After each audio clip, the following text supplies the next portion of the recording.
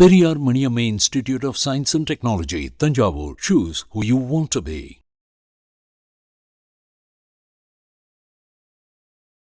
NEET குளறுபடி தேர்தல் நடந்ததில் பார்த்தீங்கன்னா பல்வேறு விஷயங்கள் நடந்ததை நம்ம பார்த்தோம். இந்த விவகாரத்தை நீங்கள் ஒரு டாக்டராக எப்படி பார்க்க? தமிழ்நாடு அரசுடைய கட்டுப்பாட்டில் உள்ள இளநிலை முதுநிலை உயர் சிறப்பு மருத்துவங்களுக்கு நீட் நுழைவத்திலிருந்து விலக்கு வேண்டும் என்பதுதான்.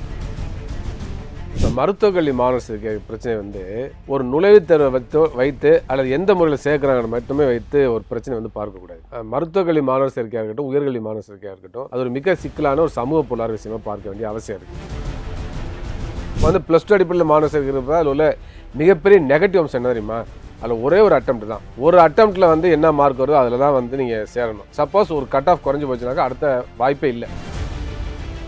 நீட் வந்த பிறகு தமிழ்நாட்டில் உள்ள அரசு பள்ளி மாணவர்கள் அரசு மருத்துவர்கள் சேர்ந்த வீதம் 0.1% தான். ஒட்டுமொத்தமாக அரசு மருத்துவ கல்லூரியில் உள்ள இடங்களில் அரசு பள்ளி மாணவர்கள் எடுத்த இடங்கள் 0.1% தான். அதே ப்ளஸ் டூ அடிப்படையில் மாணவர் சேர்க்க இருந்த பொழுது அரசு பள்ளி மாணவர்கள் அரசு மருத்துவர்கள் சேர்ந்த வீதம் என்பது 0.7 விழுக்காடு. சென்றாண்டு என்ன பண்ணாங்க? தேர்வு மட்டும் இல்லை, ஏற்கனவே என்ன சொன்னாங்கன்னாக்க தேர்வை நடத்தி நாங்கள் மதிப்பெண்ணை கொடுத்துருவோம், நீங்களே உங்கள் இடஒதுக்கீடை ஃபாலோ பண்ணி மாணவர் சேர்க்கை நடத்திக்கலாம்னு சொன்னாங்க. பியூஷ் கோயல் அதான் சொன்னார். தடுப்பூசி திட்டத்துக்கு இந்திர தனுஷ்னு பேர் வைக்கிறாங்க. தடுப்பூசிக்கு இந்திரனுக்கு என்ன சம்பந்தம்? இந்திரனுடைய தனுஷ் வில்லுக்கும் தடுப்பூசி என்ன சம்பந்தம்? இந்திரன் வேதகால கடவுள், அவர் மதிக்கிறோம். ஆனால் இந்திரன் ஏதாச்சும் தடுப்பூசி கண்டுபிடிச்சாரா? ஏதாச்சும் மருந்து மாத்திரை கண்டுபிடிச்சாரா? ஏதாச்சும் சிரிஞ்சை கண்டுபிடிச்சாரா? ஏதாச்சும் ஊசி கண்டுபிடிச்சாரா?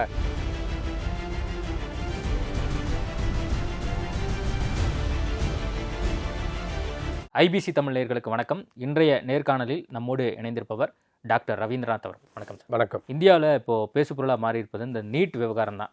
ஆல்ரெடி தமிழ்நாட்டில் நீட்டை எப்போ நீங்கள் ஒழிக்க போகிறீங்க அப்படின்னு சொல்லி எல்லாம் கேட்டுட்டு இருந்தாங்க. இப்போ இந்தியா முழுவதுமே அதை பற்றி பேச ஆரம்பிச்சிட்டோம். காரணம் என்னென்னா, நீட் குளறுபடி தேர்தல் நடந்ததில் பார்த்தீங்கன்னா பல்வேறு விஷயங்கள் நடந்ததை நம்ம பார்த்தோம். இந்த விவகாரத்தை நீங்கள் ஒரு டாக்டராக எப்படி பார்க்குறீங்க? டாக்டர் என்பதை விட சமூக சமத்துவம் டாக்டர் சங்கம் எங்களுக்கு ஒரு நிலைப்பாடு நீண்ட காலமாக இருக்குது. எங்களுடைய கருத்தை வலியுறுத்தி வரோம். இப்போ தமிழ்நாடு அரசுடைய கட்டுப்பாட்டில் உள்ள இளநிலை முதுநிலை உயர் சிறப்பு மருத்துவங்களுக்கு நீட் நுழைவத்திலிருந்து விலக்கு வேண்டும் என்பதுதான். என்ன சொன்னால், நீட் என்பது மாநில உரிமைகளுக்கு எதிராக இருக்கிறது, கூட்டாட்சி கோட்பாடு எதிராக இருக்கிறது. இது பல்வேறு பாதிப்புகளை உருவாக்கிறது. எனவே அந்த அடிப்படையில் நீட்லேருந்து விலக்கு கேட்குறோம். ஆனால் அதே சமயத்தில் இன்றைக்கி மருத்துவக் கல்வி என்பது தனியார்கிட்ட இருக்குது, நிகர்நிலை மருத்துவ பல்கலைக்கழகம்கிட்ட இருக்குது, ஒன்றிய அரசுடைய கட்டுப்பாட்டில் இருக்குது, மாநில அரசுகிட்ட இருக்குது.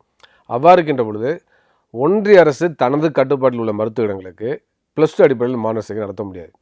என்ன சொன்னால், நாடு முழுவதும் உள்ள எல்லா மாணவர்களும் சேரலாம். அது தமிழ்நாட்டுக்காரனும் சேரலாம், கேரளாக்காரனும் யார் வேணாலும் சேரலாம். அவ்வாறு இருக்கின்ற பொழுது ப்ளஸ் டூ அடிப்படையில் ஒன்றிய அரசு மாணவர் சேர்க்கை நடத்தணும்னு சொன்னால் எய்ம்ஸுக்கோ, ஜிப்பருக்கோ, ஆல் இண்டியா கோட்டாக்கோ, இல்லை ராணுவ மருத்துவக் கல்லூரிக்கோ, இல்லை தனியார் நிகர்நிலை மருத்துவ பள்ளி நடத்தணும்னு சொன்னாக்க அது ஏகப்பட்ட குளறுபடியும் இதை தான் உருவாக்கும். அது மாதிரி செய்ய முடியாது. அந்த மாதிரி ப்ளஸ் டூ அடிப்படையில் மாணவர் சேர்க்கை எய்ம்ஸுக்கு வைக்கிறோம், ஜிப்பர் வைக்கிறோம், என்ன ஆகுனாக்க ஒவ்வொரு ஸ்டேட்டும் போட்டி போட்டு எல்லாம் சென்டம் போட்டே இருப்பாங்க. நீ எப்படி மாணவர் சேர்க்கை நடத்துவீங்க? நடத்தவே முடியாது. அப்போ அந்த அடிப்படையில் ஒன்றிய அரசு தனது கட்டுப்பாடின் கீழ் வரக்கூடிய அகில இந்திய தொகுப்பு இடங்கள், எய்ம்ஸு, ஜிப்மர், அதே போல் இராணுவ மருத்துவக் கல்லூரி, தனியார் நிகர்நிலை மருத்துவ பல்கலைக்கழகங்கள், இப்போ சட்ட ரீதியாக அது தனியார் மருத்துவக் கல்லூரிகள் ஒன்றிய அரசுடைய கட்டுப்பாட்டில் தான் வருது. இப்போ எல்லாத்துக்கும் ஒரே தேர்வை நடத்தி நேரடியாக ஒன்றிய அரசு மட்டுமே மாணவர் சேர்க்கை நடத்த வேண்டும். அந்த கல்லூரிகளுக்கு, அதனுடைய கட்டுப்பாட்டில் உள்ள இடங்களுக்கு எந்த காரணம் கொண்டும் தனியார் நிகர்நிலை மருத்துவமனை நேரடியாக மாணவர் சேர்க்கை நடத்த அனுமதிக்க கூடாது. ஒரு சீட்டை கூட ஃபில்அப் பண்ண விடக்கூடாது. கடைசி வரை சிங்கிள் விண்டோ அடிப்படையில் ஒன்றிய அரசு தனது கட்டுப்பாட்டில் உள்ள இடங்களுக்கு மாணவர் சேர்க்கை நடத்த வேண்டும். மாநில அரசு தன்னுடைய கட்டுப்பாட்டில் உள்ள இடங்களுக்கு 85% இடங்கள் தனியார் மருத்துவர்களுடைய மேனேஜ்மெண்ட் கோட்டா, அதே போல் அவங்க 85% இடங்கள் மாநில அரசு கொடுக்குறாங்க இல்லையா, அந்த இடங்கள் எல்லாத்துக்கும் மாநில அரசு மட்டும்தான் மாணவர் சேர்க்கை நடத்தணும். இல்லை, எனக்கு ஒரு கிளாரிட்டிக்காக கேட்குறேன். இப்போ நீங்கள் ப்ளஸ் டூ மதிப்பெண் அடிப்படையில் மாணவர் சேர்க்கைங்கிறது நடக்கக்கூடாது, அதுக்குன்னு தனியாக ஒரு தேர்வை ஒன்றிய அரசாங்கம் நடத்தணும் அப்படிங்கிற விஷயம் சொல்கிறீங்க. இப்போ தமிழ்நாட்டில் தனியார் எப்படி தமிழ்நாடு அரசாங்கமே தனியாக நடத்தணுமா, இல்லை ப்ளஸ் டூ மதிப்பெண் அடிப்படையிலேயே அந்த தேர்வு நடத்தணும்னு நீங்கள் சொல்கிறீங்களா? இப்போ ஏற்கனவே ப்ளஸ் டூ அடிப்படையில் நடத்தினோம். அப்போ தமிழ்நாடு அரசு ப்ளஸ் டூ அடிப்படையில் நடத்தணுங்கிற ஒரு விருப்பம் இருக்குது. தமிழ்நாட்டிலே அந்த மக்கள் விரும்புகிறான்னு நான் கருதுகிறேன். அப்படி இருக்கிறப்ப அதில் செய்யலாம், ஒன்றும் தவறு கிடையாது. ஆனால் அதுலேருந்து வரக்கூடிய அனுபவங்களை நம்ம அடுத்த கட்டமாக என்ன மாற்றலாம். ஆனால் இப்போ என்ன தேவைன்னாக்க, முதல்ல ஒன்றிய அரசுடைய கட்டுப்பாட்டில் உள்ள இடங்களுக்கு அவங்க நடத்துகிற மாதிரி தமிழ்நாடு அரசுடைய கட்டுப்பாட்டில் உள்ள இடங்களுக்கு தமிழ்நாடு அரசு தான் மாணவர் சேர்க்கை நடத்தணும். அது எப்படி நடத்துங்கிறது தமிழ்நாடு அரசு தான் முடிவு பண்ணணும். இல்லை, அதான் தமிழ்நாடு மாணவர் சேர்க்கையை முடிவு பண்ணுற இடத்துல தமிழ்நாடு அரசாங்கம் இருக்குது. அது ப்ளஸ் டூ மதிப்பெண் அடிப்படையில் இருக்கணுமா, இல்லை எப்படி நீங்கள் சொல்கிற மாதிரி ஒன்றிய அரசாங்கம் தனியாக ஒரு தேர்வு நடத்தி ஒன்று பண்ணணும்னு சொல்கிறீங்க இல்லையா, அது மாதிரி நடத்தினா சால சிறந்ததாக இருக்குமா? ஏன்னா இதுக்கு முன்னாடி நடந்த தேர்வுகள்லாம் எப்படி இருந்தது, ப்ளஸ் டூ மதிப்பெண் அடிப்படையில் இருந்து அந்த இல்லீகலாக வந்து பணம் கொடுக்குற விஷயங்கள் அப்படிங்கிறதெல்லாம் நம்ம பார்த்தோம். அதன் காரணமாக தான் நாங்கள் நீட்டியே கொண்டு வந்திருக்கோம் அப்படிங்கிற விஷயத்த மத்திய அரசாங்கம் சொல்லுது. அப்போது மறுபடியும் அதே விஷயத்தை கடைபிடிச்சா திரும்ப ஒன்றிய அரசாங்கமோ அல்லது மற்ற கட்சிகளோ அதை வந்து நீங்கள் எதுக்காக வந்து இதையே கொண்டு வர்றீங்க அப்படின்னு கேட்க மாட்டாங்களா? இப்போ நல்ல கேள்வியை கேட்டீங்க. இப்போ மருத்துவக் கல்வி மாணவர்களுக்கு பிரச்சனை வந்து ஒரு நுழைவுத் தேர்வை வைத்து அல்லது எந்த முறையில் சேர்க்குறாங்கன்னு மட்டுமே வைத்து ஒரு பிரச்சனை வந்து பார்க்கக்கூடாது.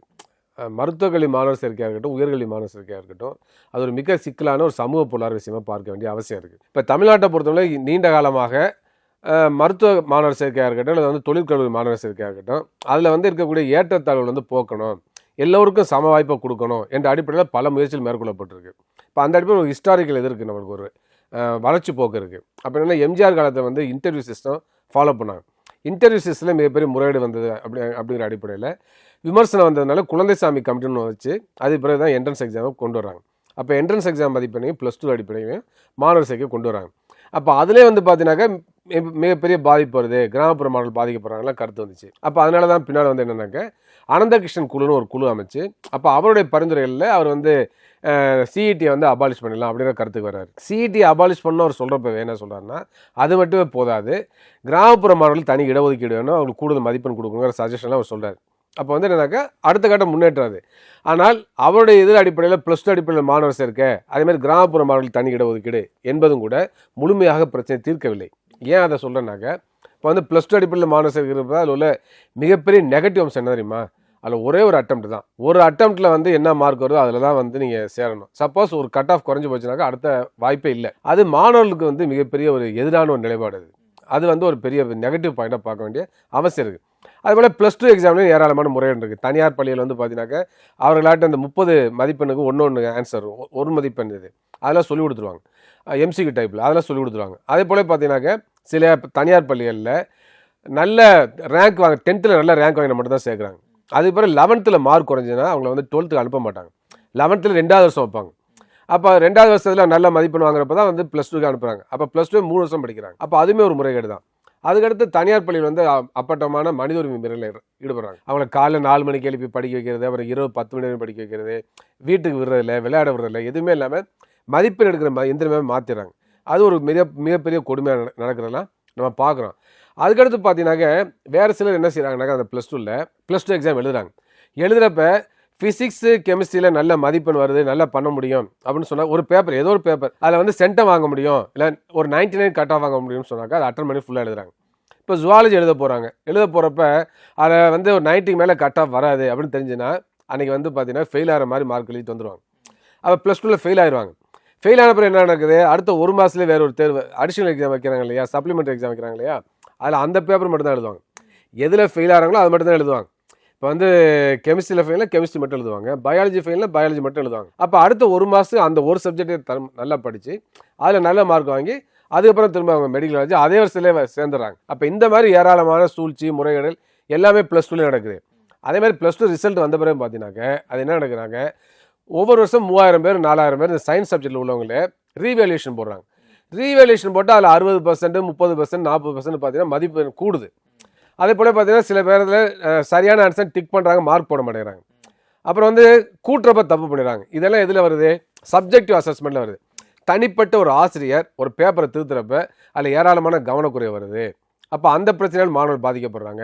அப்போ என்னன்னாக்க ரீவேல்யூஷன் போகிறப்ப நம்ம வந்து முறைகேடு பண்ணலாம். இப்போ வந்து ஒட்டுமொத்தமாக ப்ளஸ் டூ மதிப்பெண் பேப்பர் திருத்தலுக்கு போகிறப்ப அதில் முறைகேடு பண்ண முடியாது. ஏன்னா பேப்பர் எங்கே போகுதுனாலும் கண்டுபிடிக்கிறது சிரமமான காரியம். ஆனால் ரீவேல்யூஷன் போகிறப்ப 3000 4000 பேர் தானே போடுறாங்க. அப்போ அதில் யார் எங்கே போகுது என்னன்னு பார்த்துட்டு அவங்க வந்து சரி கட்ட முடியும். கூடுதல் 2 மார்க்கோ 3 மார்க்கோ வாங்கினா கூட கட் ஆஃப் உயர்ந்துடும். அப்போ இது ஒரு முறைகேடு தான் இது. அப்போ இந்த மாதிரி ஏராளமான முறைகேடுகளை ப்ளஸ் டூவில் நடக்குது. அப்போ எந்த தேர்வாக இருந்தாலும் முற்றிலுமாக 100% முறையீடே இல்லாத தேர்வுன்னு சொல்ல முடியாது. அதே மாதிரி ப்ளஸ் டூ நடக்குது. ஓகே, இப்போ நீங்கள் சொல்கிறதெல்லாம் வச்சு நான் புரிஞ்சுக்கிற மாதிரி இருந்தால் ப்ளஸ் டூ மதிப்பெண் அடிப்படையில் என்னதான் வந்து பாஸ் பண்ணி மருத்துவ இதுக்கு சேர்ந்தாலும் இதுக்கு முன்னாடி அந்த ப்ளஸ் டூ மதிப்பெண் எடுத்ததுலேயும் சில முறைகேடுகள் நடக்குதுன்னு நீங்கள் சொல்கிறீங்களே, அப்போது தமிழ்நாட்டில் அப்போது நீட் மாதிரி இன்னொரு தேர்வு வேணும் அப்படிங்கிற ஒரு இடத்துக்கு தான் நம்ம நகர்ந்து செல்கிறோமா? அந்த மாதிரி கிடையாது. நான் அதுதான் சொல்ல வரேன். இப்போ என்னன்னாக்க ப்ளஸ் டூ இதெல்லாம் வந்து அனந்தகிருஷ்ணன் கமிட்டி சொல்கிறாங்க இல்லையா, சொன்ன பிறகு அந்த மாற்றங்கள் செய்கிறோம். ஆனாலும் அனந்தகிருஷ்ணன் கமிட்டியில் வந்து என்னன்னாக்க +2 அடிப்படையில் மாணவர் சேர்க்கை நடத்தா எல்லாத்தையும் சம வாய்ப்பு கிடைக்கிறதுக்காக செய்கிறோம். ஆனால் அது மாதிரி கிடைக்கவில்லை. அதான் நான் அதை தான் சொல்ல வரேன். நீட்டில் வந்து சம வாய்ப்பு கிடைக்கவே இல்லை. அது மிகப்பெரிய பாதிப்பு. இப்போ நீட் வந்தவரை தமிழ்நாட்டில் உள்ள அரசு பள்ளி மாணவர்கள் அரசு மருத்துவர்களில் சேர்ந்த வீதம் வந்து 0.1% தான். ஒட்டுமொத்தமாக அரசு மருத்துவ கல்லூரியில் உள்ள இடங்களில் அரசு பள்ளி மாணவர்கள் எடுத்த இடங்கள் 0.1% தான். அதே +2 அடிப்படையில் மாணவர் சேர்க்கிற பொழுது அரசு பள்ளி மாணவர்கள் அரசு மருத்துவக் கல்லூரியில் சேர்ந்த வீதம் என்பது 0.7 விழுக்காடு. ஒட்டுமொத்த மருத்துவக் கல்லூரி இடங்களில் அரசு பள்ளி மாணவர்கள் சேர்ந்த விழுக்காடு +2 இருந்தப்போ 0.7 விழுக்காடு தான். ஆனால் நீட் வந்தவரை 0.1 விழுக்காடாக வீழ்ச்சி அடைஞ்சிச்சு. அப்போ வந்து நான் என்ன சொல்ல வரேன்னாக்க +2 அடிப்படையில் மாணவர் சேர்க்கிறத போல கூட அதிகமான அரசு பள்ளி மாணவர்கள் போக முடியல. இந்த அரசு பள்ளி மாணவர்கள் தான் முக்கியமான அளவுகளாக எடுத்துக்கணும். ஏன் என்று சொன்னால் அரசு பள்ளி மாணவர்களில் இருக்கக்கூடிய தந்தைமார்கள், அவங்க இந்த குழந்தையோட தந்தைமார்களில் 83% மேலே வந்து பார்த்தீங்கன்னாக்க கூலி தொழிலாளி. அதே போல பார்த்தீங்கன்னா தமிழ்நாட்டில் உள்ள கூலி தொழில் செய்யக்கூடிய தாய்மார்களில் 65% பேர் தன்னுடைய குழந்தைகள் வந்து அரசு பள்ளிக்கு தான் அனுப்புகிறாங்க. அரசு பள்ளியில் படிக்கக்கூடிய மாணவர்களுடைய பெற்றோர்கள் வந்து பெரும்பாலும் ஏழைகளாக இருக்காங்க. அவங்க வந்து கிராஜுவேட்ஸ் கிடையாது, பெரும்பாலும் அதிகம் படிக்காதவங்க, கூலி தொழிலாளி. அதே போலவே அரசு பள்ளியில் வந்து 85% கிராமப்புறங்களில் தான் இருக்குது. கிராமப்புறங்களில் உள்ள ஒட்டுமொத்த பள்ளிகளில் 73% வந்து அரசு பள்ளிகள் தான். அதே போல தமிழ் மீடியத்தில் அதிகமாக படிக்கக்கூடிய மாணவர்கள் எங்கே இருக்காங்கன்னா அரசு பள்ளி தான். 70% தமிழ் மீடியத்தில் படிக்கக்கூடியவங்க அங்கே தான் இருக்காங்க.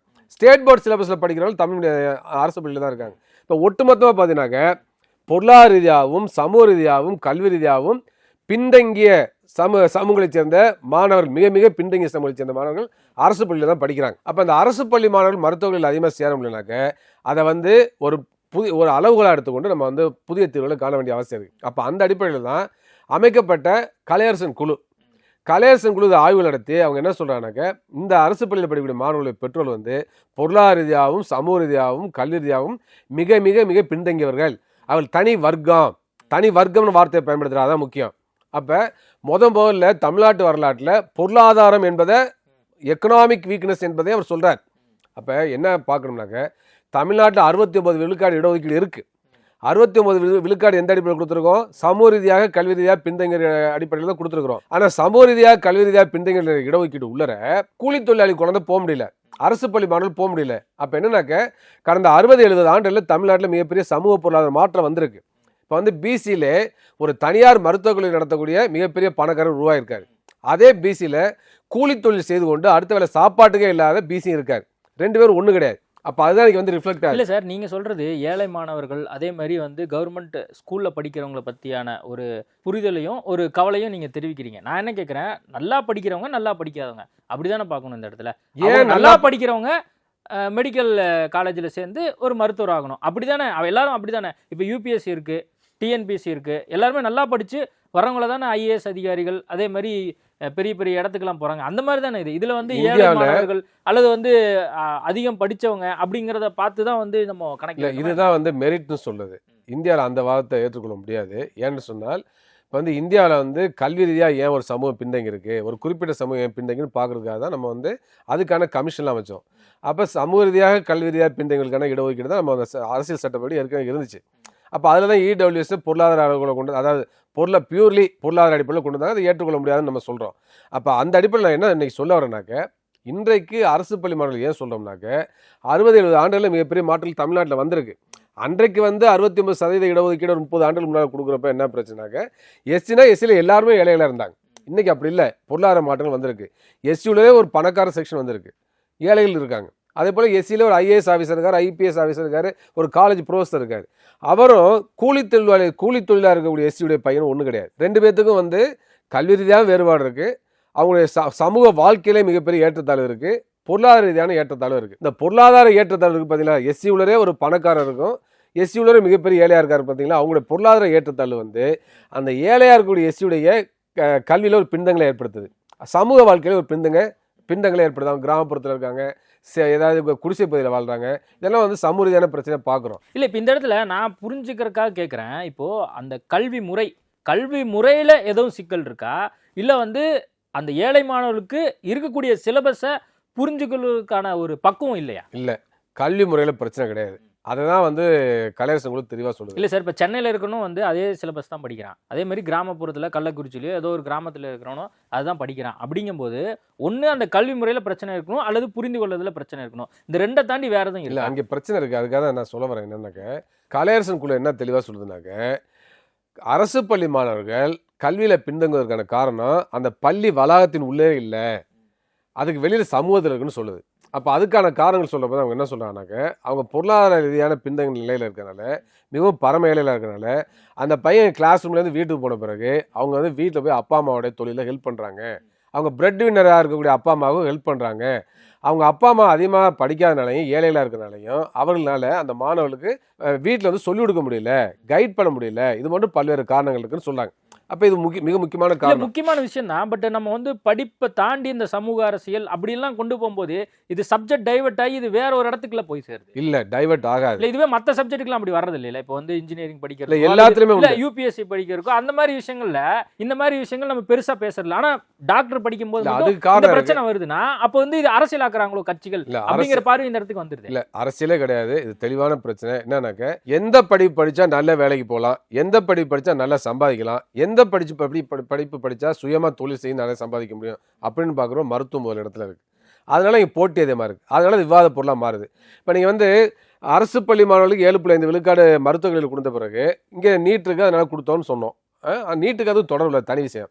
ஆனால் ஏன் வந்து நுழைவுத் தேர்வு இல்லாமல் மாணவர் சேர்க்கை நடத்தக்கூடிய பொறியியல் படிப்புக்கு, வேளாண்மை படிப்பு, கால்நடை படிப்பு, சட்ட படிப்புக்கு ஏன் 7.5 விழுக்காடு இடஒதுக்கீடு கொண்டு வரணும்?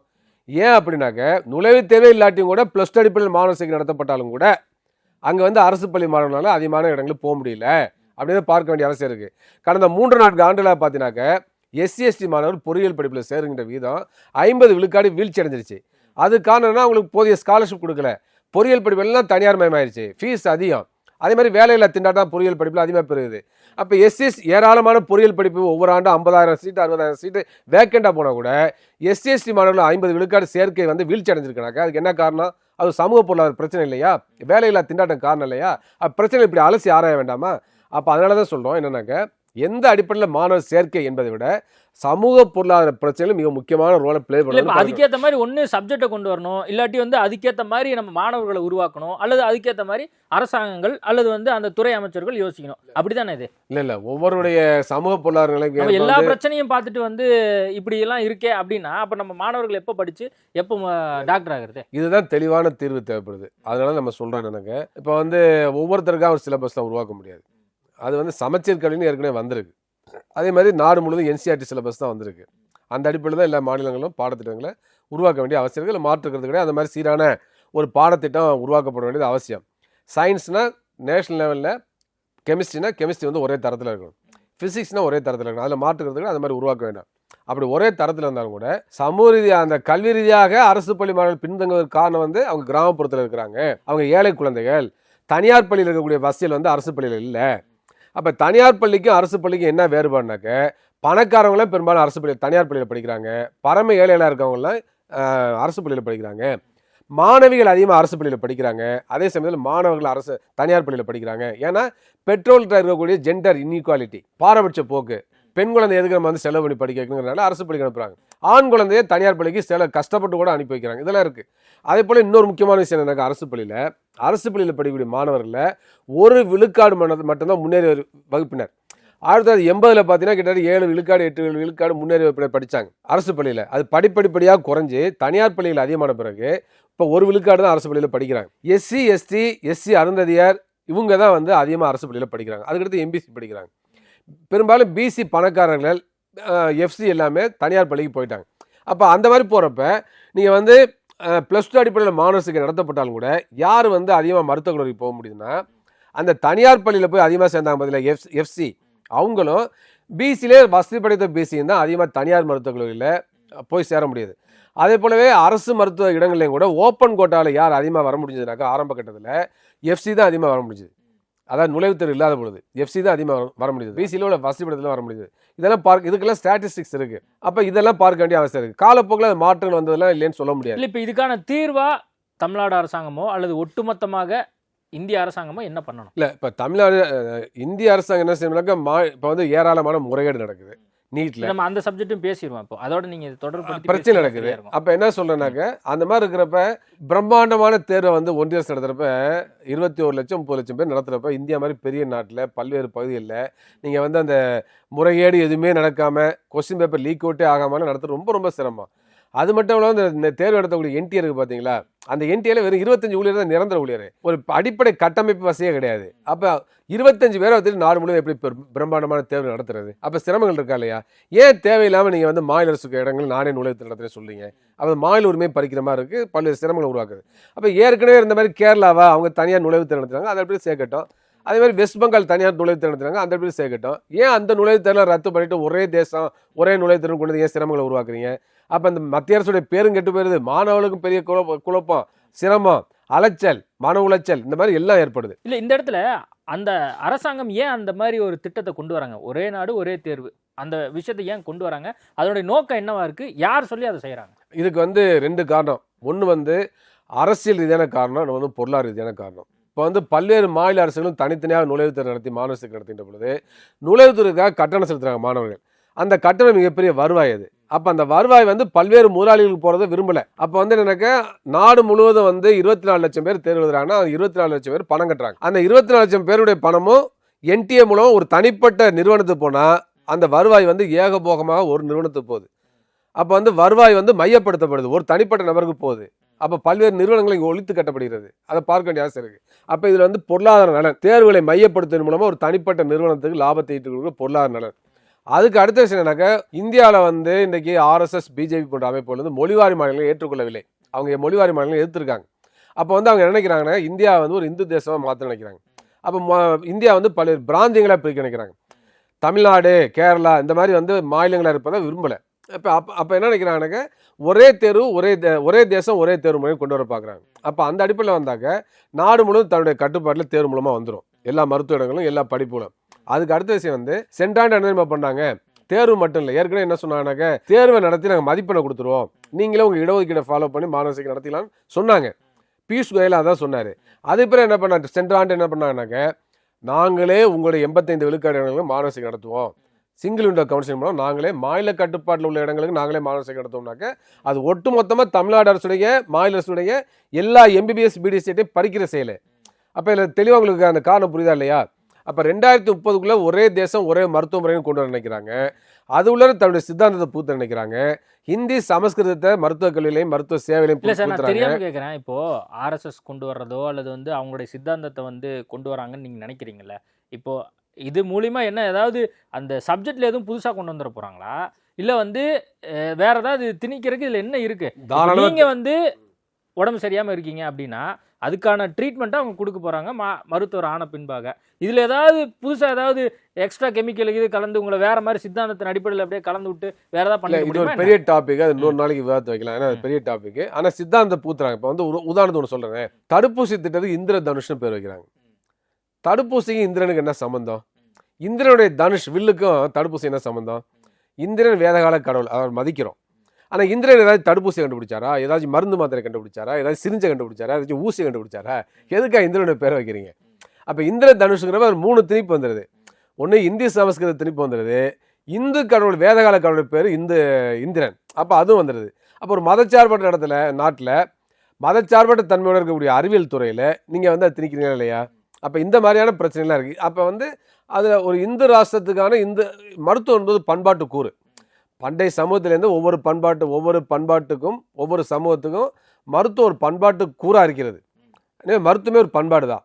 அப்படி இருக்கின்ற பொழுது ஒரு இந்து தேசத்துக்கான ஒரு பண்பாட்டு கூறா ஒரு மருத்துவ முறை உருவாக்க நினைக்கிறாங்க. இல்ல சார், அதனாலதான் ஒரே தேசம் ஒரே மருத்துவ முறை கொண்டு வர நினைக்கிறாங்க. என்ன கேட்கறேன், இப்போ வந்து மிக்ஜாம் புயல்னு ஒன்று இருக்கு, அதுக்கு ஏன் இப்படி பேர் வைக்கிறீங்கன்னு நம்ம கேட்போமா?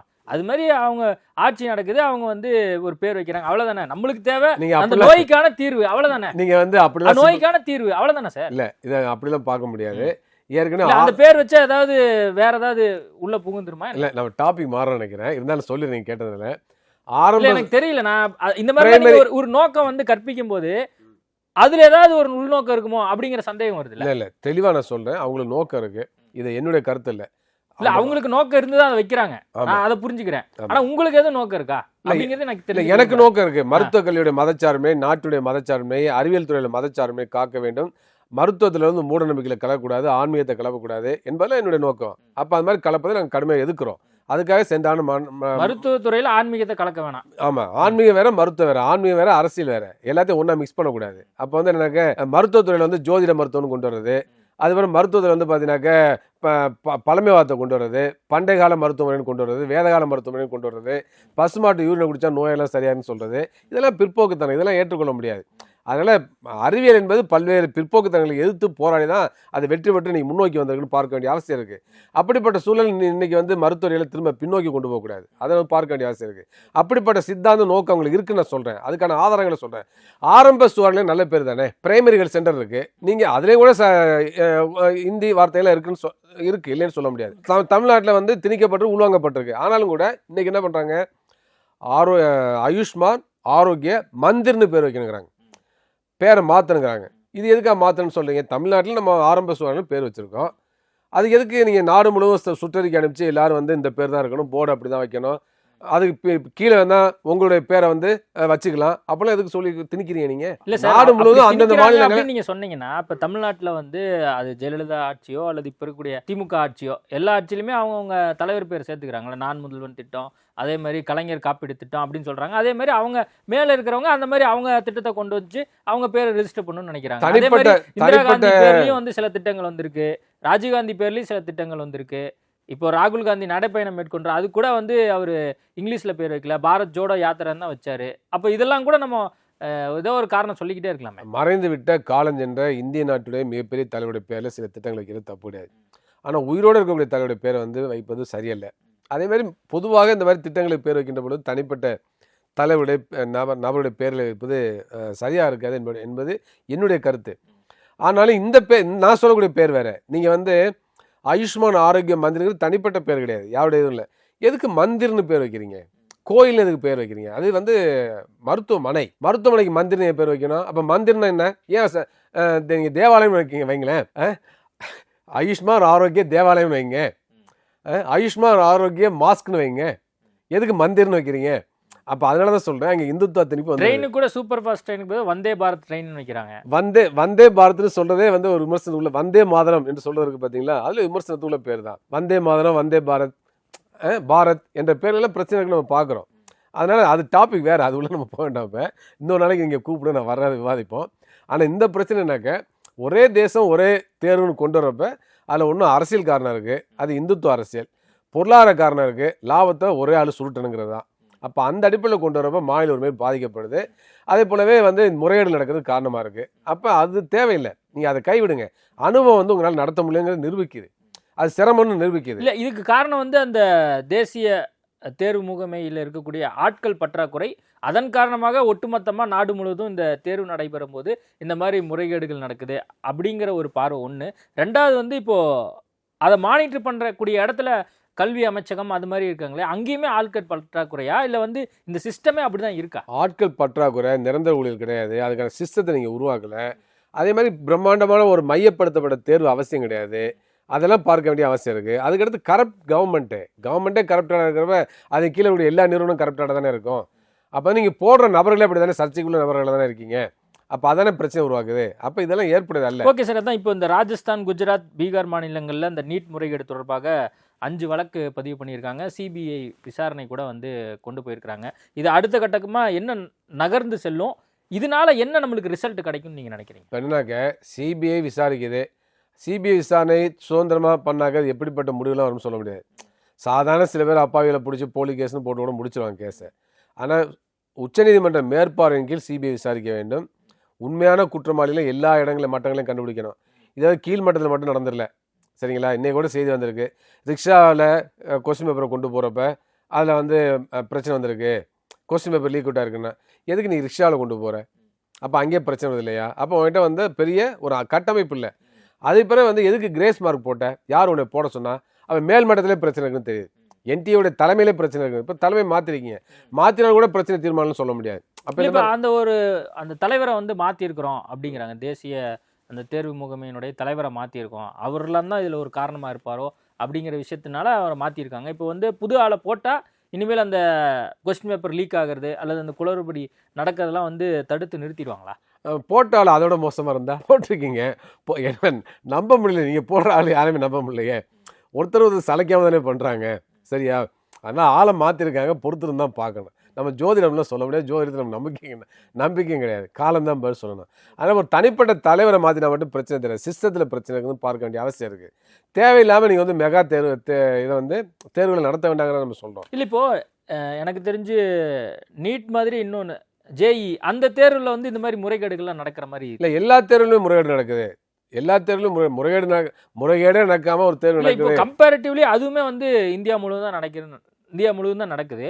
அந்த தேர்வில் அந்த மாதிரி நடக்கிறது இல்லையே, எக்ஸ்போஸ் ஆகிற மாதிரி ஒரு ஸ்டோரி பெருசாக வரல.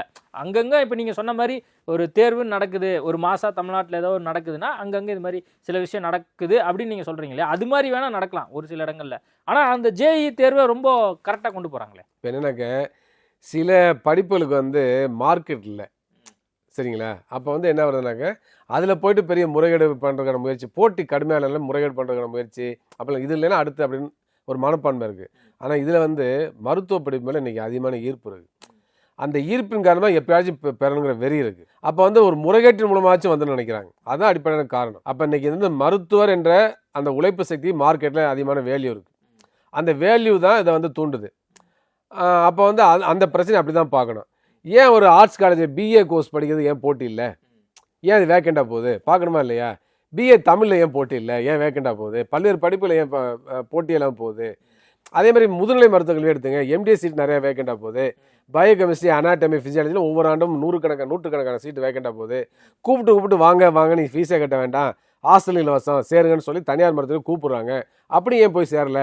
ஏன்னா அந்த படிப்பில் படித்தா அதிகமாக சம்பாதிக்க முடியாதுன்னு நினைக்கிறாங்க.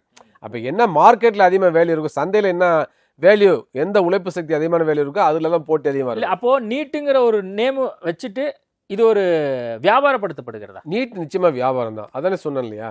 இப்போ நீட்டுக்கான ஃபீஸ் கட்டப்போ ஒரு தனிப்பட்ட நிறுவனத்துக்கு போகிறப்போ அது லாபம் தானே உங்களுக்கு. அப்போ அந்த லாபத்தை அதிகப்படுத்தணுங்கிறதுக்காக +2 ரிசல்ட் வரது முன்னாலே போடுறாங்க. +2 ரிசல்ட் வரது முன்னாலே நீங்கள் நான் எந்த சென்ஸில் கேட்குறேன்னா, இப்போ வந்து நீங்கள் ஆரம்பத்தில் சொன்ன மாதிரி அந்தந்த மாநிலங்கள் வந்து ஒரு தேர்வை நடத்தி மருத்துவ சேர்க்கையை வந்து பண்ணிக்கலாம் அப்படிங்கிற ஒரு விஷயத்த சொன்னீங்க இல்லையா? ஒட்டுமொத்தமாக இந்தியாவில் நீட்டுன்னு ஒரு எக்ஸாமை கொண்டு வந்து அதுக்கான ஒரு டிமாண்ட் அண்ட் சப்ளையை அதிகப்படுத்தி இது மூலிமா ஒரு வியாபாரத்தை சம்பாதிக்கணும் அப்படின்னு சொல்லி அரசாங்கம் நினைக்குதா? நிச்சயமாக. இப்போ என்டிஏக்கு இதனால் கோடிக்கணக்கான ரூபாய் லாபம் தானே. பகுதியை வந்து அவங்க யார் நடத்துகிறாங்களோ அந்த நிறுவனத்துக்கு கொடுப்பாங்க, அவங்க சப் கான்ட்ராக்டர், அது கீழே உள்ள கான்ட்ராக்டர், இந்த பணம்லாம் போகும். என்டிஏக்கு ஒரு கணிசமான அமௌண்ட் வந்துடுது இல்லை. அப்போ ஒன்றிய அரசுக்கு அதில் லாபம் இருக்கா இல்லையா? என்டிஏங்கிறது ஒன்றிய அரசுடைய அமைப்பு தானே, அதுக்கு லாபம் இருக்கா இல்லையா? அப்போ வந்து தேர்வுகளே லாபமாக்குற ஒரு போக்கு இருக்கா இல்லையா? இது இந்தியா மட்டும் இல்லை, உலகம் முழுதுமே இன்றைக்குள்ள சமூக பொருளாதார அமைப்பில் உலக அளவில் பார்த்தீங்கன்னா தேர்வுகளே வியாபாரம் ஆயிடுச்சுன்னு பார்க்க வேண்டிய அவசியம் இருக்குது. அமெரிக்காவை சேர்ந்த இடி என்ற நிறுவனம் வந்து உலகம் முழுவதும் 5 கோடி பேருக்கு ஒவ்வொரு ஆண்டும் பல்வேறு போட்டித் தேர்வுகள் நடத்துறாங்க. அப்போ அந்த நிறுவனத்துக்கு இது மூலமாக ஏராளமான லாபம் ஒவ்வொரு ஆண்டு வருது. அப்போ இந்தியாவில் வந்து இன்றைக்கு எந்த நிறுவனம் சப்கான்ட்ராக்ட் எடுத்துன்னு நம்மளுக்கு தெரியாது, என்டிஏ நடத்துது. ஆனால் என்டிஏ நடத்தினால என்டிஏ நேரடியாக வந்து மாணவர்களுக்கு நுழைவுத் தேர்வு நடத்தலை, அவங்க கான்ட்ராக்டை தான் விடுறாங்க. அந்த கான்ட்ராக்ட் எந்த நிறுவனம் நடத்துது? ஏற்கனவே அமெரிக்காவை சேர்ந்த ப்ரோமெட்ரிக் நிறுவனம் நடத்துனுச்சு, இப்போ நடத்தலை. அப்போ இதில் வந்து பார்த்தீங்கன்னாக்க சில நிறுவனங்கள் வந்து போட்டித் தேர்வு நடத்துவது, போட்டித் தேர்வுக்கான வந்து ஸ்டடி மெட்டீரியல் கொடுப்பது, போட்டித் தேர்வுகளுக்கான பயிற்சி மையங்களை வந்து நாடு முழுவதும் உருவாக்குவது, அதுக்கான கோச்சிங் கிளாஸ் கொடுப்பது என்ற ஒரு ஏகபோகம் அதில் உருவாது. இப்போ ரிலையன்ஸ் நிறுவனம் அதில் வந்து கொடிகட்டி பரப்பதாக சொல்லப்படுகிறது. அப்போ இதெல்லாம் வருது. இப்போ சர்வதேச அளவில் கோச்சிங் சில பயிற்சி வகுப்புகள் வந்து ஃபேமஸாக இருக்குது. அதில் வந்து ஏராளமான பணம் புழங்குது, கோடிக்கணக்கான பணம் புழங்குது. அப்படின்னா பிஜு என்று சொல்லக்கூடிய அமைப்பு உங்களுக்கு தெரியும். ஆமாம். அப்போ வந்து சர்வதேச அளவில் மிகப்பெரிய பணப்புழக்க அமைப்பு மாறி இருக்குலாம் பார்க்க வேண்டிய அவசியம் இருக்குது. அப்போ போட்டித் தேர்வுக்கான பயிற்சி மிகப்பெரிய அளவுக்கான ஒரு வணிகமாக மாறி இருக்கு. போட்டித் தேர்வு நடத்துவது என்பது வணிகமாக இருக்குது. எனவே இன்றைக்கு வணிகமயமாக தான் எதுவுமே இல்லை என்ற அடிப்படையில் தேர்வுகளும் வணிகமயமாயிடுச்சு அப்படின்னு பார்க்க வேண்டிய அவசியம் இருக்குது. அப்போ நீட்டும் வணிகமயமாக்கப்பட்டதுன்னு பார்க்க வேண்டிய அவசியம் இருக்குது. அதில் இப்போ வந்து சொல்யூஷன் வரணும். சொல்யூஷன் வருகின்ற பொழுது என்னன்னாக்க எந்த வகையான மாணவர் சேர்க்கையாக இருந்தாலும் கூட ஏழை மாணவர்கள், அடித்தட்டு மாணவர்கள் பாதிக்கப்படுறாங்க. அதுக்கு சமூக பொருளாதார ஏற்றத்தாழ்வு தான் மிகப்பெரிய காரணம். எனவே இந்த பிரச்சனை சமூக பொருளாதார ஏற்றத்தாழ்வோட பார்க்கணும். அந்த மாதிரி பார்க்கின்ற பொழுது தான் தீர்வு காண முடியும். அப்போ அந்த அடிப்படையில் முருகேசன் குழுவுடைய பரிந்துரையும் நீதியரசர் கலையரசனுடைய பரிந்துரையும் தமிழ்நாட்டு வரலாற்றில் முதன்முறையாக பொருளாதாரத்தையும் கணக்கெடுத்துன்னு சொல்லியிருக்கு. அது மிகப்பெரிய வரலாற்றில் ஒரு முற்போக்கு பாய்ச்சல்னு சொல்லலாம். அப்போ வெறும் கல்வி ரீதியாக சமூக ரீதியாக பின்தங்கள் மட்டுமே பார்க்கக்கூடாது. சமூக ரீதியாக கல்வி ரீதியாக 69% இடஒதுக்கீடு கொடுக்கப்பட்டாலும் கூட அந்த இடஒதுக்கீட்டு உள்ளர ஏழை மாணவர்கள் உயர்கல்விக்கு போக முடியல, வேலை வாய்ப்பு போக முடியல. அப்போ அதில் என்ன செய்யணும்னா உள்ஒதுக்கீடு அவசியப்படுகிறதுங்கிறதா முருகேசன் குழுவும் கலையரசன் குழுவும் சொல்லுது. எனவே அதில் வந்து சாராம்சம் வந்து பொருளாதாரமாக இருந்தாலும் கூட அது இப்போ எப்படி கொடுக்கப்படுதுன்னா கல்வி நிறுவனங்கிற பேரில் அரசு பள்ளி மாணவர்களுக்கான இடஒதுக்கீடுங்கிற பேரில் 69% இடஒதுக்கீடு உள்ளரே உள்ஒதுக்கீடு கொடுக்கப்படுகிறது. அரசு பள்ளி மாணவர்கள்ங்கிற பேரில் நிறுவனத்தின் பேரில் சொல்லப்பட்டாலும் கூட அந்த அரசு பள்ளியில் படிக்கக்கூடிய மாணவர்கள் வந்து பெரும்பாலும் பரம ஏழைகள், அவங்க கிராமப்புற மாணவர்கள், அவங்க தமிழ் மீடியத்தில் படிக்கக்கூடிய மாணவர்கள், அவங்க அப்பா அம்மா படிக்காதவங்க என்றெல்லாம் பார்க்க வேண்டிய அவசியம் இருக்குது. அப்போ சமூக ரீதியான பொருளாதார ரீதியான பிரச்சனை இங்கே இருக்குது. எனவே சமூக பொருளாதார ரீதியாக அந்த பிரச்சனை ஆராய்ந்து சமூக பொருளாதார ரீதியான தீர்வை சொல்ல வேண்டிய என்பதுதான் இன்றைக்கு உள்ள யதார்த்தம். அப்போ வந்து நீட்டு நுழைவுத் தேர்வு இருந்தாலும் கூட இன்றைக்கு வந்து அரசு பள்ளி மாணவர்கள் சென்ற ஆண்டு 622 பேர் எம்பிபிஎஸ்லையும் அதே போல் பிடிஎஸ்லையும் சேர்ந்துருக்காங்க, ஒட்டுமொத்தமாக சேர்ந்துருக்கிறாங்க. அப்போ இந்த சேர்வதற்கான வாய்ப்பு எது கொடுத்துச்சுனாக்க நீட் என்ற ஒரு கொடுமையான ஒரு தேர்வு இருந்தாலும் கூட அந்த தேர்வு உள்ளரையும் வெற்றி பெற்று 622 அரசு பள்ளி மாணவர்கள் மருத்துவ படிப்பு போயிருக்கானாக்க அதுக்கு பிரதானமான முக்கியமான காரணம் 7.5 விழுக்காடு இடஒதுக்கீடு தான். அந்த 7.5 விழுக்காடை 10 விழுக்காடை உயர்த்துங்க. 20% இடஒதுக்கீடை 5ஆம் வகுப்பு, அதாவது 1ஆம் வகுப்பு முதல் 12ஆம் வகுப்பு வரை தமிழ் மீடியத்தில் படித்தவங்களுக்கு கொடுங்க. அதேபோல அரசு உதவி வரும் பள்ளி மாணவர்கள் தனியாக ஒரு 3 விழுக்காடு கொடுங்க. அதேபோல கட்டாய கல்வி சட்டத்தின் அடிப்படை கல்வி உரிமை சட்டத்தின் அடிப்படையில் தனியார் பள்ளியில் படிக்கக்கூடிய 25 விழுக்காடு ஏழை மாணவர்களுக்கு ஒரு விழுக்காடு இடஒதுக்கீடு கொடுங்க. அப்போ அந்த பிரச்சனை ஓரளவு தீர்க்க முடியும். ஆனால் அதை விட்டு நீட்டை முழுமையாக ரத்து பண்ணி விட்டோம், இல்லை நீட்டிலேருந்து விலக்கு பெற்று விட்டோம் என்றாலும் கூட வெறும் +2 அடிப்படையில் மாணவர் சேர்க்கை வந்து சம வாய்ப்பை கொடுத்து விடாது. எனவே அதனால தான் +2 மட்டுமே சம வாய்ப்பை கொடுக்கவில்லை என்ற யதார்த்தத்தின் காரணமாக தான் இன்றைக்கு வந்து நுழைவுத் தேர்வு இல்லாத பொறியியல் படிப்பு, சட்டப்படிப்பு, வேளாண்மை படிப்புல 7.5 விழுக்காடு இடஒதுக்கீடு கொண்டு வந்துருக்கிறோம். அது வந்து மிகப்பெரிய பயன் அளிச்சிருக்கு. அதே போல் கடந்த காலத்தில் அந்த மாதிரிலாம் பிரச்சனை இருந்தனால தான் 15 விழுக்காடு இடஒதுக்கீடு கிராமப்புற மாணவர்கள் கொண்டு வரப்பட்டது. கிராமப்புற மாணவர்கள் இடஒதுக்கீடு கொண்டு வரப்போ என்ன பிரச்சனை இருந்துச்சுன்னா அது கிராமப்புறத்தில் உள்ள தனியார் பள்ளியில் தான் அதில் பயனடைஞ்சாங்க, கிராமப்புற அரசு பள்ளியில் பயனடையவில்லை. அதே போல் அந்த இதை வந்து 25 விழுக்காடு ஜெயலலிதா உயர்த்தினாங்க, அதில் பயனடைஞ்சாலும் கூட அதுவுமே கிராமப்புற தனியார் பள்ளிகள், ரெசிடென்சியல் ஸ்கூல், மிகச்சிறந்த பள்ளிகளை சேர்ந்த மாணவர்கள் பயனடைஞ்சாங்க. அரசு பள்ளி மாணவர்கள், ஏழை மாணவர்கள் பயனடைய முடியவில்லை. அதே போல வந்து பார்த்தீங்கன்னா முதல் தலைமுறை மாணவர்களுக்கு கூடுதல் மதிப்பெண் ஒன்று கொடுத்தாங்க. அதுலேயும் கூட வந்து பார்த்தீங்கன்னாக்கா அப்பா படிச்சிருக்க மாட்டார், ஆனால் பெரிய பணக்காரராக இருப்பார். ஆரம்பத்துலேருந்து பையனை வந்து நல்ல தனியார் ஸ்கூலில் படிக்க வச்சிருப்பார், அவன் நல்லா ஸ்கோர் பண்ணுவான், அவன் மெடிக்கல் காலேஜ் வருவான். அதுவும் கூட சரியான அளவுக்கு அந்த ஏழை மாணவர்களை இந்த வந்து ரிஃப்ளெக்ட் பண்ணல. அப்போ இன்றைய சூழலில் இன்றைக்கு வந்து எது ஓரளவு சரியான தீர்வை கொடுத்துருக்கனாக்க அரசு பள்ளி மாணவர்களுக்கான இடஒதுக்கீடு தான் மிகப்பெரிய அளவிற்கு தமிழ்நாட்டை சேர்ந்த கூலி தொழிலாளி குழந்தைகளுக்கு, பரம ஏழைகளை சேர்ந்த குழந்தைகளுக்கு, கல் உடைக்கும் தொழிலாளிக்கு, அதே போல பார்த்தீங்கன்னா அடிமட்டத்தில் இருக்கக்கூடிய வேலை செய்யக்கூடிய தொழிலாளிகளுடைய குழந்தைகள் வந்து ஒரு 622 பேர் மெடிக்கல் காலேஜ் உள்ள நுழைஞ்சிருக்காங்கன்னா அதுக்கான 7.5 விழுக்காடு இடஒதுக்கீடு தான். எனவே இது போன்ற தீர்வு அவசியப்படுகிறது என்பது என்னுடைய வாதம். ஓகே சார், இப்போது தமிழ்நாட்டில் நீட் வேண்டாம்னு தொடர்ந்து நம்ம சொல்லிட்டு வந்தோம். இப்போ மற்ற மாநிலங்களையும் இப்போ அந்த மாதிரி குரல்கள் வர ஆரம்பிச்சிருச்சு. காரணம் என்னங்கிறது நம்ம கண் கூட நம்ம பார்த்துட்டு இருக்கோம். இந்த கொஸ்டின் பேப்பர் லீக்கு நம்ம ஆரம்பத்திலே சொன்ன விஷயங்கள் தான். அப்போ மற்ற மாநிலங்கள் வந்து அதை புரிஞ்சுக்கிட்டு ஆரம்பிச்சிட்டாங்களா? மற்ற மாநிலங்களும் பிரச்சனை இருக்கு, அவர்களும் புரிந்து கொள்ள ஆரம்பிச்சிட்டாங்க. அது யதார்த்தமான உண்மை தானே. இப்போ வந்து இதுக்கு வந்து நீட்டுன்னு மட்டும் பார்க்க வேண்டாம், நீட் ஒரு பெரிய தடைக்கல். ஆனால் என்னன்னாக்கா இந்தியா முழுவதும் பிரச்சனை வந்திருக்கு. கடந்த 60-70 ஆண்டுகளில் இந்தியா முழுவதும் சமூக பொருளாதார மாற்றம் மிகப்பெரிய அளவுக்கு வந்திருக்கு. ஒவ்வொரு சாதி உள்ளே மிகப்பெரிய அளவுக்கு புதிய வர்க்கங்கள் உருவாயிருக்கு, பணக்கார வர்க்கம் உருவாயிருக்கு, ஒரு மிடில் கிளாஸ் உருவாயிருக்கு, ஒரு அப்பர் மிடில் கிளாஸ் உருவாயிருக்கு, பிசி போன்ற சமூகங்கள் வந்து மிகப்பெரிய முதலாளிகள் உருவாயிருக்காங்க. பல பில்லியன் டாலர். நீங்க சொல்றதெல்லாம் பார்த்தா அப்ப பணக்காரங்க வந்து இருக்கவே கூடாது, அல்லது பணக்காரங்க குழந்தைங்க படிக்கவே கூடாது நீங்க நான் அப்படிலாம் சொல்ல எங்க சொல்றேன்? நான் அப்படிலாம் சொல்லையே. நீங்க கிராமப்புற மாணவர்கள் இப்படி எல்லாம் பாதிக்கப்படுறாங்கன்னு நீங்க சொல்றீங்க. அதே மாதிரி பணக்கார சார்ந்து இருக்கக்கூடியவங்க தான் எல்லாம் எம்பிபிஎஸ் சேர்றாங்க, அவங்களுக்கு தான் வந்து பிரைவேட் காலேஜ்ல சீட்டு கிடைக்குது, கவர்மெண்ட் காலேஜ்லயே அவங்களுக்கு தான் சீட்டு கிடைக்குது. அப்படிங்கும்போது அப்போ வந்து அவங்க படிக்கவே கூடாதா? இல்ல, நான் அப்படிலாம் சொல்லவே இல்லை. நான் என்ன நம்ம எதை பத்தி பேசுறோம்? அனைவருக்கும் சம வாய்ப்பு மருத்துவக் கல்வியிலையும் உயர்கல்வியிலும் கிடைக்கும் தானே பேசுறோம். அந்த சம வாய்ப்பு இல்லைன்னு தானே சொல்றோம். அதனால தானே இவ்வளவு மாற்றங்களை செய்யறோம். நல்லா படிக்கிறவங்க நல்லா படிக்கலாம். ஆரம்பத்துல சொல்ல அப்படி பார்க்க முடியாது தான் நிக்கிறேன், நான் வேற எங்கேயுமே போல. அதுதான் அப்படி பார்க்க முடியாதுன்னு சொல்றேன். என்னன்னாக்க அந்த வாய்ப்பு நல்லா படிக்கலன்னு சொல்றீங்கல்ல, அங்கேதான் கிளாஸ் வந்துடுது, அங்கேதான் கேஸ்ட் வந்துடுது, அங்கேதான் சமூக ரீதியா, கல்வி ரீதியா, பொருளாதார ரீதியா பின்தங்கியவர்களும் வந்துடுது. அப்போ அப்படி பார்த்தீங்கன்னா யார் அதிகமாக வர முடியும்? நல்லா படிக்கணும்னு பார்த்தா எல்லாம் பிராமணர்களாக வருவாங்க. அதை ஏற்றுக்க முடியுமா? அதை ஏற்றுக்க முடியாது. அது சமூகத்துக்கு எதிரானது. சமூகத்தின் என்ன? எல்லா கல்வி, வேலைவாய்ப்பு, ஆட்சி, அதிகாரம், நிர்வாகம் எல்லாத்துலேயும் அனைத்து சமூகங்களுக்கும் சம வாய்ப்பு கிடைக்க வேண்டும் என்பது சமூக நீதி. சரிங்களா? அதுக்காக தான் சோஷியலி எஜுகேஷனலி பேக்வேர்டுக்கு சட்டமன்ற, நாடாளுமன்ற தேர்தல் உட்பட, நீதிமன்றம் உட்பட, கல்வி, வேலைவாய்ப்பு உட்பட எல்லா விதமான உயர் பதவிகளையும் அந்த இடஒதுக்கீடு வேணும்னு சொல்றோம்.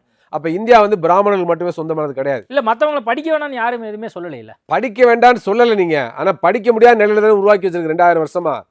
2000 வருஷமா ஏற்பட்ட மிகப்பெரிய அளவுக்கான கல்வி ரீதியான பிண்டங்களுக்கு யார் காரணம்? சமூக ரீதியாக SC/ST பின்தங்கிய நிலைக்கு என்ன காரணம்? இந்த சமூக அமைப்பு தானே காரணம், இங்கே உள்ள கேஸ்ட் சிஸ்டம் தானே காரணம். அப்போ வந்து திறமையானவர்கள் கூட அந்த திறமையான வாய்ப்பை நீங்கள் வழங்கலையே, அந்த தொழில் செய்யறதுக்கு அனுமதிக்கல இந்தியாவில். இப்போ சம்புவனுடைய தலை ஏன் சீவப்பட்டது, ஏகலைவனுடைய கட்டவர்கள் ஏன் வெட்டப்பட்டது? அப்போ ஏகலைவன் வில்வித்தையில் சிறந்தவனாக இருந்தால் கூட அந்த சாதியை சேர்ந்தால் தொழில் செய்யக்கூடாதுன்னு வெட்டி வீழ்த்தப்பட்டது. அப்போ வர்ணாசிரம தர்மம் இந்தியாவில் கொடியேட்டி பறந்ததா இல்லையா? அப்போ வந்து பகவத்கீதையில் என்ன சொல்லப்படுது, மனு தர்மத்தில் என்ன சொல்லப்படுது, நீ வந்து நீ பிற தொழிலில் திறமைப்பட்டவனாக இருந்தால் கூட நீ அந்த தொழிலை செய்யக்கூடாது, நீ பாவத்துக்கு செல்வாய். ஆனால் அதை விட உன்னுடைய தொழிலில் நீ மோசமாக இருந்தாலும் கூட நீ உன்னுடைய குல தொழிலாக தான் செய்யணும், உன்னுடைய சாதி தொழிலாக செய்யணும், அதன் மூலமாக நீ சொர்க்கத்துக்கு செல்வாயின்னு சொல்லுது.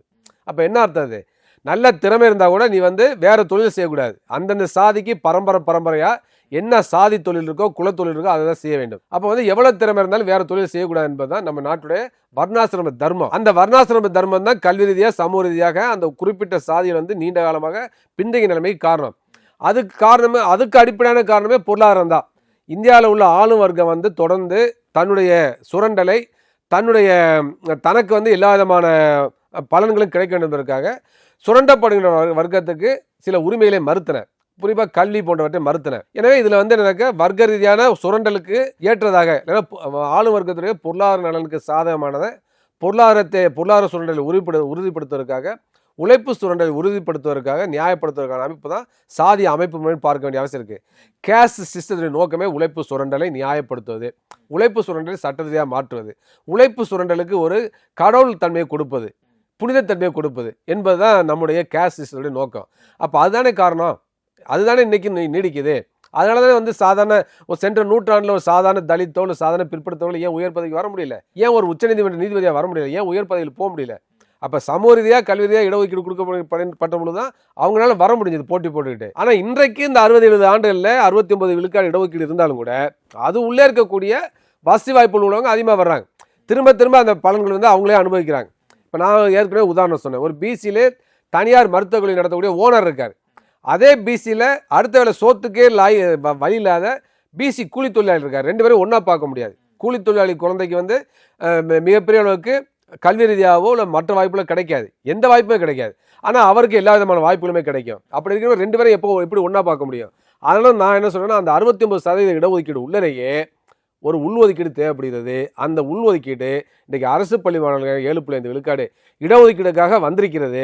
அது மிகப்பெரிய பயனை அளித்திருக்குன்னு பார்க்க வேண்டிய அவசியம் இருக்குது. அதன் காரணமாக இன்றைக்கு தனியார் பள்ளிகளில், தனியார் மருத்துவர்களில் கூட ஏழை மாணவர்கள் 7.5 விழுக்காடு இடஒதுக்கீடு மூலமாக போக முடியுது, நுழைய முடியுது, கதவுகள் திறந்திருக்கு. அவங்களுக்கான ஃபீஸை தமிழ்நாடு அரசு கட்டுது, அவங்களுக்கான கவுன்சிலிங் கட்டணம் செலுத்துது, அவங்களுக்கான விடுதி கட்டணம் செலுத்துது.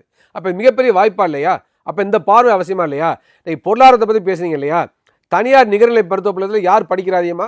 பொருளாதார ரீதியான இடஒதுக்கீடாக இருக்குங்க. தனியார் நிகர்நிலை பல்கலைக்கழகம் வந்து பணக்காரர்களுக்கான மருத்துவக் கல்லூரியாக மாறிவிட்டது. அங்கே ஏழை போய் படிக்க முடியுமா? கூலி தொழிலாளி படிக்க முடியுமாங்க? கதவுகள் திறக்குமா? அவங்களுக்கு திறக்காது. அப்போ அது திறக்கப்பட வேண்டுமா இல்லையா? அது நம்ம நாட்டு பணம் தானே, நம்ம நாட்டு சொத்து தானே. அப்போ ஏன் அது திறக்கக்கூடாது? அங்கே இடஒதுக்கீடு உண்டா? தனியார் நிகர்நிலை பல்கலைக்கழகத்தில் SC/ST OBC BC MPC எந்த இடஒதுக்கீடும் கிடையாது. அப்படிப்பட்ட நிறுவனம் அவசியமாக யோசிச்சு பாருங்க. அதெல்லாம் சொன்னாங்க, சமூக நிதியும் கிடையாது, பொருளாதார நிதியும் கிடையாது, ஏழை மாணவர்கள் படிக்க முடியல, பணக்கார மாணவர்கள் மட்டுமே படிக்கக்கூடியதாக தான் அது இருக்கிறது. அப்போ இதெல்லாம் மாற்றம் வர வேண்டாமா? எனவே நான் என்ன கடைசியாக சொல்ல விரும்புகிறேன்னாக்க, மருத்துவக் கல்வி மாணவர் பிரச்சனை என்பது மிகப்பெரிய சமூக பொருளாதார அரசியல் பிரச்சனை.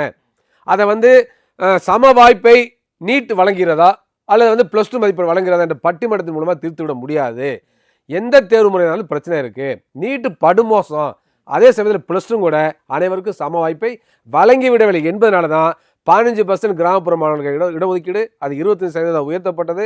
முதல் தலைமுறை மாணவர்கள் தனி மதிப்பெண் என்பதெல்லாம் வந்தது. இருந்தாலும் கூட பிரச்சனை தீர்க்கவில்லை என்பதனால தான் +2 அடிப்படையில் மாணவர் சேர்க்கை இருந்தபோதும் கூட அரசு பள்ளி மாணவர்கள் அரசு மருத்துவக் கல்லூரியில் 0.7 விழுக்காடு மட்டும்தான் சேர்ந்தார்கள் என்பது வருத்தமான விஷயம். அப்போ இந்த ஏற்றத்தாழ்வை நீங்கள் புரிந்து கொள்ள வேண்டும். எனவே அதற்கேற்ப தீர்வு காண்பதுதான் சரியாக இருப்பதுதான் எங்களுடைய சங்கத்துடைய கருத்து. ஓகே சார், இதுக்கெல்லாம் காலம்தான் பதில் சொல்லும். பல்வேறு விஷயங்கள் குறித்து பேசியிருக்கீங்க. நேர்காணல் கொடுத்ததுக்கு மிக்க நன்றி. நன்றி, வணக்கம். Periyar Maniamma Institute of Science and Technology, Tanjavur. Choose who you want to be.